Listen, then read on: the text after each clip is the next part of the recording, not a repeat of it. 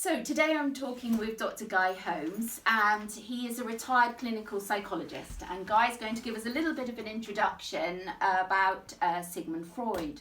So first thing I wanted to ask Guy was, well, thank you for chatting to us, but the first thing I wanted to ask was, what do you think kind of some of the main ideas are of Freud? Okay, so Freud was writing at the end of the 19th, beginning of the 20th century, and one of the main ideas that has stayed with us, and nowadays most people talk about the unconscious mind, things being unconscious that might drive us or lead us to make decisions or make us react in certain ways that aren't really in our conscious awareness. So Freud's idea was, if you ask somebody why they did something, and he was interested in why people do things, people will come up with a rationalisation explaining why they did it, but the real underlying drive behind what they did was perhaps something different. So that was quite a revolutionary idea. It's not right to say he was the first person to say it, but he drew upon he was a medic, so he drew upon anatomy and neurology in particular, but also he was a real polymath, Freud. So he was an anthropologist, so he was drawing upon ideas from all sorts of cultures and studies of cultures about really. So he was really interested in what makes people tick, we would say today. Now, what's interesting is everybody's interested in that nowadays. Yeah. You know, newspapers, magazines are full of it. Yeah. And the idea that we should get greater self-awareness is a wash in our society. But that was quite new then. Predominant ideas might have been, you know, we should find out what God wants us to do and pursue a godly life. Yeah. I mean, as you said, he wasn't the first person to do this. So why do you think perhaps Freud is the person that we now talk about as like the father of psychology? What makes his work perhaps stand out? Well, I think it was psychology was growing and psychiatry was starting to develop in that era anyway. Mm-hmm. So philosophers had been exploring some of those issues, but he kind of captured the public imagination, and in a way, people from that era have become more interested in understanding themselves and much more open to the fact that some of our difficulties might have physical manifestations, but we might think of them as mental difficulties. So Freud was very interested in that because people were, I mean, a classic case was of a boy who was asked by his mother to do a written denunciation of his father, and his hand and his arm froze. So he was unable to write because he had a physical problem. But Freud said that's really a symptom of something else, a symptom of perhaps the dilemma he was put in, or Freud was really interested in relationships between children and particularly their fathers. Yes, I was going to ask you that. So to sort of sum that up, the sort of the idea of Freud and our ideas of children and their love for their parents. Can you sort of?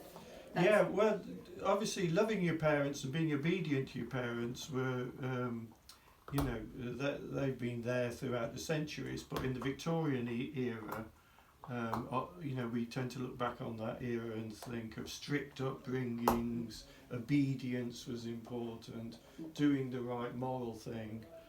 And what Freud sort of brought in was something not necessarily counter to that, but he brought in an idea that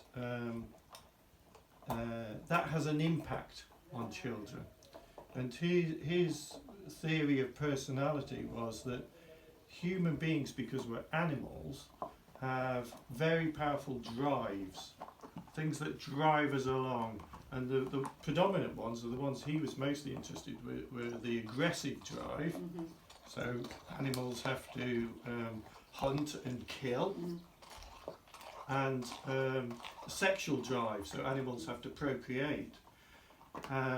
Both of those sorts of manifestations of those drives in Victorian society would have been frowned on. You're supposed to keep your emotions to yourself, you're not supposed to be aggressive or shout or be violent, and it's okay to have sex with your wife, but the idea of sexual urges, especially for women but also for men, were seen as deeply uncomfortable.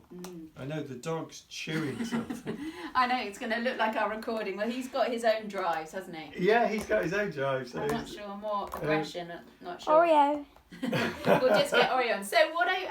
So what just to finish. Yeah. So we're as children, as teenagers, when puberty hits, as adults, we've got these drives driving us on. He called that the id. Yeah. And he said we're mostly unconscious of that. And then, your students might want to ask themselves, what stops them from expressing their sexual drives? What stops them from just going up to men or women and starting kissing them or trying to have sex with them? What stops them from hitting people when they're angry? And Freud said, well, from a young age, we're sort of told why we shouldn't be doing that. And he said, initially we're told by our parents, and then school teachers, other peers, other adults. And he said, it's not only being told not to do it that stops us, we internalise that. So one sort of revolutionary idea he had was we have our parents in our head, and he called that our superego. So I want to have sex with that person, the superego clicks in and says, you can't just go up and do that, then they might not want it, you can't do that in school, or you can't do that at work, or you can only do that when you're going out with somebody or you're married or whatever. And what Freud felt was there's a clash between this. So we're driven to do something, and the internalised parent is sort of saying, no, you can't do that, you can only do it in these circumstances. And our sort of individual personality comes out of how we resolve that sort of conflict. So, at the time, nowadays people often talk about the mind and behaviour in terms of computer analogies, hardware and software. Well, there's no computers then, but it was, not that long after the Industrial Revolution. So the metaphors were often mechanical and pumps and drives. And so that's what I really wanted to ask was, do you think Freud is still relevant in today, for psychoanalysts today? And I'm just going to try and get that off your ear. Well, Freud is relevant in the sense that everything really tracks back to Freud and Jung and everything. So the idea of talking about our problems, even the royal family are saying, people need to talk about their problems. Yeah. The idea of expressing your feelings rather than repressing them, which was a defence that Freud identified, the way you push certain feelings and certain conflicts out of your conscious awareness, you bury them. All of that is everyday parlance, and people sort of speak in that way when they're trying to help each other, or if you go and see a psychologist or a counsellor or a psychiatrist, that would be common parlance, really. And in what way is he sort of completely not relevant? Well, the biggest sort of issue taken with Freud in the 20th century and the beginning part of this century was his views such as the Oedipus complex, which were that children have a sexual attraction to their parents, and that produces all sorts of conflicts and difficulties. Now, what's come out in the last 20 years in very high profile cases is that lots of children are sexually assaulted by their parents or Yeah. their grandparents or Yeah. people in positions of authority. So that's been a massive change. Yeah. And Freud has been, Freud in his own time was accused of initially thinking that a lot of mental health problems resulted in were a result of sexual abuse, Yeah. but changed that to concentrate on theories of sexual attraction that children have for people in positions of authority. Yeah. So So that the lines can become very. it becomes very blurred. It might be that it's not an either or, Yeah. but certainly, you know, the vast majority of my work as a clinical psychologist was with people who'd been abused. Yeah. So that's now taken as a much more important thing, and probably Freud and his acolytes, because people followed Freud without questioning it enough,